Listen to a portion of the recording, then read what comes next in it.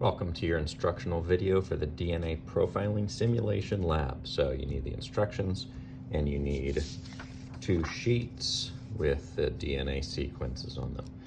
First thing you're going to do is cut out 1 allele for 1 chromosome. Look carefully, this is allele 1. The chromosome 7 are these 2 rows. So I'm going to cut them out and we will then put them together end to end. So I don't need the rest of this for the moment. Let's cut the extra stuff off the top and the bottom. Leave your little label on there like end of chromosome 1. Cut only on the gray lines.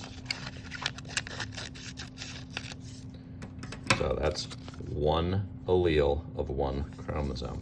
We're going to tape them together here. If you read the tiny little numbers, that will help you put them in correct sequence. There's 46, 47. So that's where I'm going to tape it together.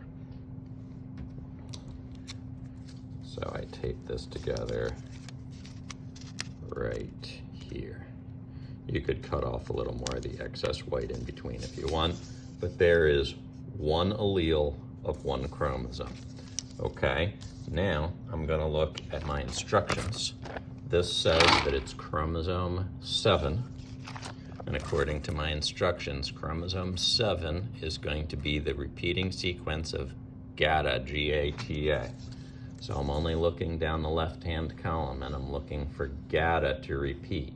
Now there's G-A-T-A, but it repeats again and again and again. So I'm going to highlight that sequence. Has to be in tandem, so there can't be anything else other than GATA.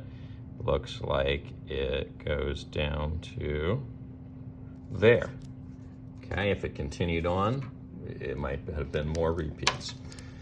All right, now I'm going to count how many times that repeated. So I'm going to mark this off like this. There's 1, 2, 3, 4, 5, 6, 7, 8 repeats of GATA. So now I'm going to put that on my data chart. Here's my data chart. We were on allele 1, according to the label up here. Chromosome 7, double check that that's the repeat of GATA. That's what we were doing.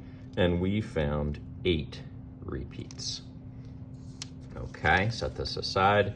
You're going to need that later. But for right now, let's calculate the total length. Since each of these repeats is 4 letters long, 8 times 4 is 32. This entire STR sequence that I highlighted is 32 nucleotides long. So now we are going to cut that out, just like the PCR process that would copy only the STR section. So there is my allele 1 chromosome 7. Let's label that on the back. Chromosome 7, allele 1. Okay. Now we would get our sheet for allele 2 and repeat the same thing for the other allele of chromosome 7, which should be the same sequence, GATA, but it might repeat a different number of times. On our data chart here, that would be down here. You're going to fill in some number of repeats and multiply by 4 to get the total length of the STR. Then we're going to summarize that down here. For chromosome 7, we got 8 repeats on allele 1 and some other number of repeats on allele 2. Then you will repeat that for your other chromosomes. Cut out the other ones.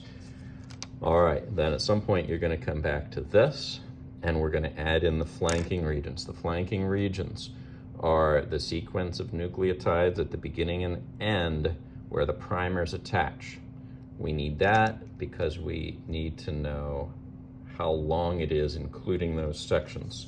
That information is given to you right on the sheet. So the flanking sequences, both the beginning and the end together, totaled 22 for this STR. 32 plus 22 is 54. The total length in real capillary electrophoresis for this fragment would be 54 base pairs long. So then you're going to graph that. So we're going to come down here to our graph. Somewhere around 54, estimating as closely as we can, we're going to make a peak representing this STR. We know from our data sheet here that that is the D7S820 allele. So I'm going to label this D7S820. And we found this one to have 8 repeats. So I'm going to put an 8 here under it. You can put a box around it if you want. And you are going to add peaks on your graph for every other fragment that you measure. And then there's one more thing you're gonna have to check off with me with all of your fragments showing how they correctly arrange themselves as they move from negative to positive through the capillary tube. That's it.